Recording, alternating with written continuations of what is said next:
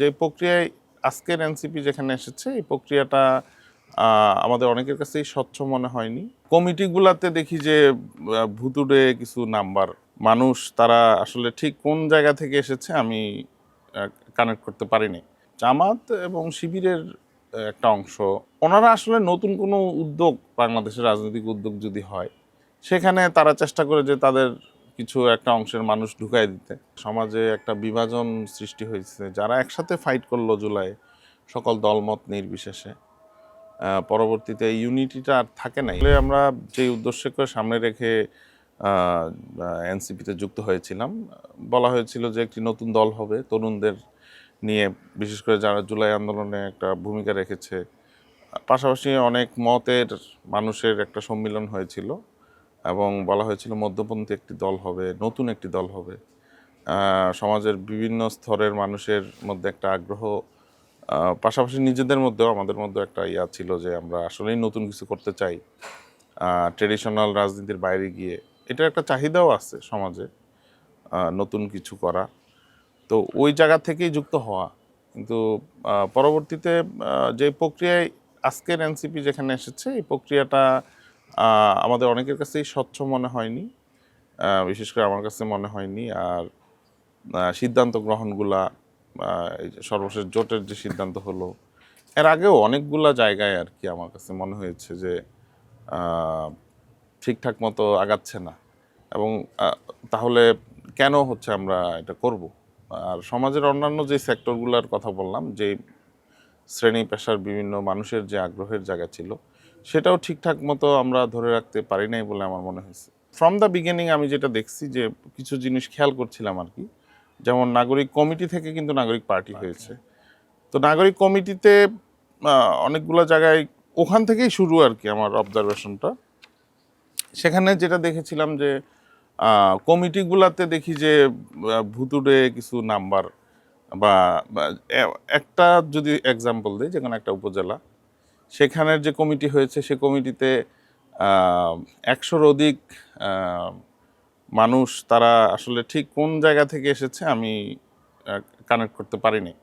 পরবর্তীতে আমি খোঁজ নিয়ে দেখলাম যে যে কোনো একটা জায়গা থেকে মানুষগুলোকে কমিটিতে ঢুকানো হয়েছে। 250 সদস্যের কমিটি ছিল, 150 পর্যন্ত আমি কানেক্ট করতে পারছি।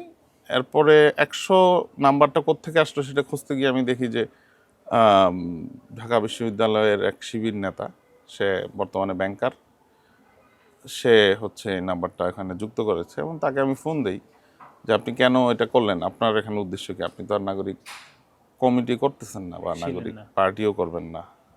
তো উনি বলল যে আমরা বিহাইন্ড দ্য সিন কাজ করতেছি, বা আমরা আপনাদের হেল্প করতেছি, আপনারা তো বুঝতে হবে না, আপনার নেতারা জানে, বা আপনার সিনিয়র যারা ইয়ে আছে পজিশনে সিনিয়র। তো তখন থেকে খটকাটা লাগলো। এরপরে তো আরও অনেকগুলা ঘটনা এবং প্রতিটা জিনিসই আমি খেয়াল করছিলাম। তো শেষ পর্যন্ত যেটা দাঁড়াইলো আর কি, মনে হচ্ছে যে ইট ওয়াজ এ প্রি প্ল্যান্ড একটা বিষয় আর কি। প্রি প্ল্যান যদি নাও হয়, সেক্ষেত্রে মনে হয় যে এই জোটটাই মনে হয় আলটিমেট একটা ডেস্টিনেশন, এই টাইপের একটা বিষয়।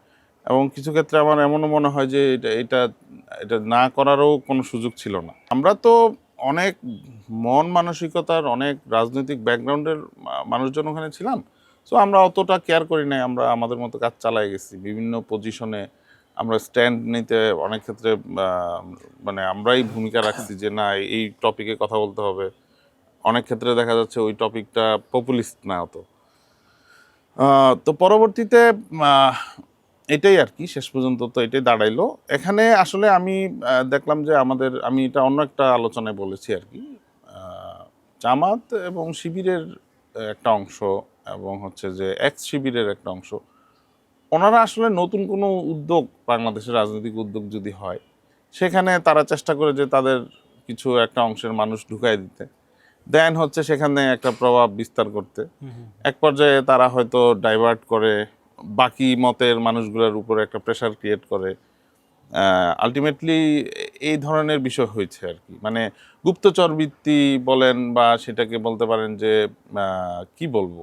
দেখেন, জামাতের রাজনীতি ওরা ওদের মতো রাজনীতি করবে, আহ, এটাতে কোনো সমস্যা নেই, জোট করতেও সমস্যা নেই। কিন্তু আপনি তো মানে বলে আনছেন একটা কিছু, যে না আমি হচ্ছে আলাদা কিছু করতেছি। সো মানে আলাদা কিছু করলে তো আমরা আলাদা কিছুই করব একবারে আলাদা। এবং সেটা যদি জোট হয় সেটা তো তখন সমস্যা হইতো না। কিন্তু যদি এমন হয় যে না আমি জোট কিন্তু আবার আমি একই সাথে হেল্পিং হ্যান্ড হিসেবে কাজ করতেছি, সেটা তো সমস্যা। মানে নিজস্বতা, একটা নিজস্ব স্বতন্ত্রতা যদি তৈরি না হয়, আহ, সেক্ষেত্রে তো সমস্যা।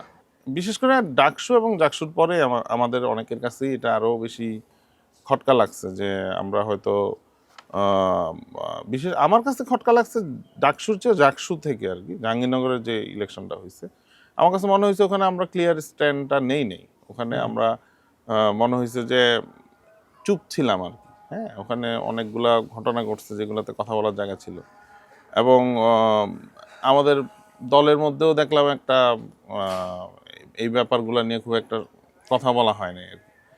তো ওভাবে আগাচ্ছিল আর কি। আর যেটা বললাম, একটা পুরোটা টাইমে আপনি যদি ধরেন যে পপুলিস্ট যে কাজগুলা, হ্যাঁ, পপুলিস্ট যে বক্তব্যগুলা, কোন কোন প্রোগ্রামে আপনি যাচ্ছেন, হ্যাঁ, বড় বড় নেতা বলতে কি মানে সো কল যে আমরা যদি চিন্তা করি আর কি, তো সেক্ষেত্রে যে আপনি কোন প্রোগ্রামে উপস্থিত হচ্ছেন, কোন প্রোগ্রামে যাচ্ছেন, কোন প্রোগ্রামে যাচ্ছেন না, ওগুলোও তো মানুষ খেয়াল করছিল কি ব্যাপার, আপনি এই ধরনের প্রোগ্রামগুলো অ্যাটেন্ড করতেছেন, অন্যগুলো করতেছেন না।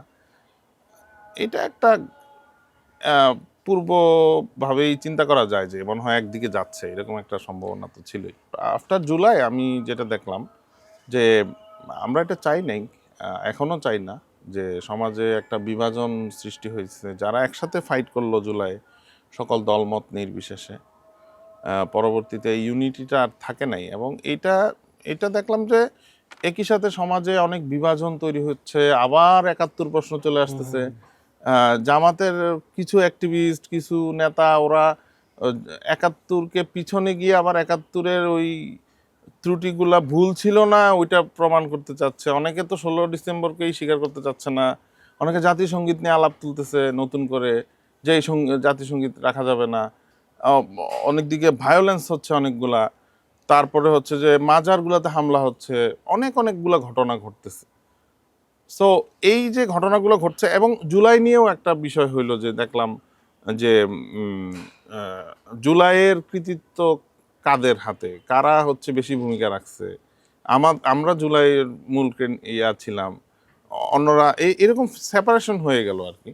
সো ওখানে একটা বিষয় হইলো যে তখন একটা পরিস্থিতি আসলো, এখন পর্যন্ত আমি যেটা মনে করি যে বাংলাদেশটাকে আমরা কোন দিকে নিতে চাই। হ্যাঁ, এবং জুলাইয়ের যে আকাঙ্ক্ষা, মানুষ কেন আসলে এতগুলো মানুষ মাঠে নামলো, এর আগেও তো আন্দোলন সংগ্রাম হইলো, কিন্তু জুলাইয়ে কেন সব সাধারণ মানুষ, এই কারণেই তো এই ঘটনাটা ঘটলো। সাধারণ মানুষ না নামলে কিন্তু আলটিমেটলি এত দূর হইতো না। সো কেন মানুষ নামছে, আমি যখন ছিলাম, আমি যখন কথা বলছি তাদের মধ্যে আমি যেটা ফিল করছি যে মানুষ আসলে একটা চেঞ্জ চায়, আলটিমেট একটা চেঞ্জ চায়, এবং হচ্ছে যে দেশটা উন্নতির দিকে যাবে, দেশটা হচ্ছে যে একটু শান্তিপূর্ণ হবে। তো এই যে মানুষের চাওয়াটা, এই চাওয়াটা তো পূরণ করতে হবে। এখন আপনি এই চাওয়ার জায়গায় যখন এই যে ফ্র্যাকশনগুলো হয়ে গেল, আমার তখন চিন্তা করা লাগতেছে যে আমি কোন কোন অংশে থাকবো, মানে আমি কোন দিকে ভূমিকাটা রাখবো। আমি কি এই অংশে ভূমিকা রাখবো, নাকি হচ্ছে যে যে অংশটা মোর বেটার এবং হচ্ছে যে কাজ করতে চায়, মানুষের ওই আকাঙ্ক্ষাটা পূরণ করতে চায়, আমি ওদিকে থাকবো। বিএনপিতে যাওয়ার এই যে বিষয়টা, এটা যে খুব আগে থেকেই চিন্তা করে আসছি ওরকম না। আমি তো একই সাথে ফলো করছিলাম অন্যান্য দলগুলোর কার্যক্রম, খুব স্বাভাবিকভাবে আমরা খেয়াল রাখি যে কারা কি করতেছে, আমার দল কি করতেছে, অন্য দল কি করতেছে। সো ডাকসুর পরে তো এক প্রকারের খটকা ছিলই। তখনই একবার ভেবেছিলাম যে পদত্যাগ করব, পরবর্তীতে আরও ভাবলাম যে থাকি, দেখি কত দূর যায় বা কি করা যায়, বা আমি তো ভুলও হইতে পারি, এরকমই চিন্তা ছিল। তো ইন দ্য মিন টাইম এই যে শেষের দিকে এসে আমি আরও বেশি ঘাটলাম যে কোন দিকে আমি থাকব। তখন আমার কাছে যেটা মনে হয়েছে যে আমি বিশেষ করে তারেক রহমানের যে বক্তব্যগুলা, তার যে প্ল্যানগুলো আমি ফলো করছিলাম বিএনপির, যে এবং খুবই সোবার এবং খুবই পরিকল্পিত, যে আমরা যদি ক্ষমতায় আসি কি করব, পরিবেশে নিয়ে কি করব, স্বাস্থ্য নিয়ে কি করব, কর্মসংস্থান নিয়ে কি করব, চিকিৎসা নিয়ে কি, এভরিথিং গোছালো, মোটামুটি একটা পরিকল্পনা আছে। তো এই পরিকল্পনার দিকে আমি যাব, মানে যেটা গড়তে চাচ্ছে আর যেটা ভাঙতে চাচ্ছে কোন দিকে আমি যাব। সো আমি ওই সময় একটা মনে হলো যে না, আমি I should take the decision. Level playing ফিল্ডের চেয়ে আমার কাছে নির্বাচনের প্রশাসনিক ইয়াটা একটু মানে মনে হচ্ছে, কারণ হচ্ছে জামাতের জায়গা থেকে এবং জামাতের জোট থেকে আমি দেখলাম যে অনেকগুলা পক্ষ তারা লেভেল প্লেইং ফিল্ড নিয়ে কথা বলছে, তারা বলতেছে প্রশাসনে একপাক্ষিক আচরণ করছে, অথচ আমরা কিন্তু ঘটনাগুলো উল্টা দেখি। আমরা আজকেও একটা নিউজ দেখলাম যে চট্টগ্রাম ভার্সিটিতে একটা বড় সংখ্যক নাম্বার এই গত 1 বছরে বিভিন্ন স্বজনপ্রীতি অনিয়ম করে জামাতপন্থী লোকজনকে নিয়োগ দেওয়া হয়েছে। মানে সুযোগ পেলেই প্রশাসনের মধ্যে একটা হস্তক্ষেপ করা, লোক ঢুকানো এবং এই লোকগুলো কাজ করা এদের পক্ষে হয়ে, হ্যাঁ, এই ধরনের একটা টেন্ডেন্সি তাদের মধ্যে আমরা দেখি। সো এই জায়গাটা একটু নিরপেক্ষ ভূমিকা রাখা বা রাখতেছে কিনা এটা খেয়াল রাখতে হবে।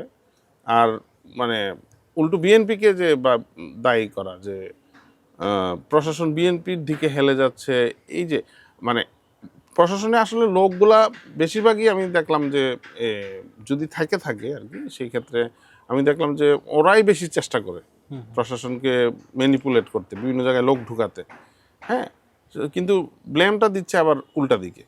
সো এই জায়গায় একটু সতর্ক থাকতে হবে যে আসলে প্রশাসনও ঠিকঠাক মতো কাজ করছে কিনা, বাকিটুকু আমার মনে হয় সমস্যা নেই।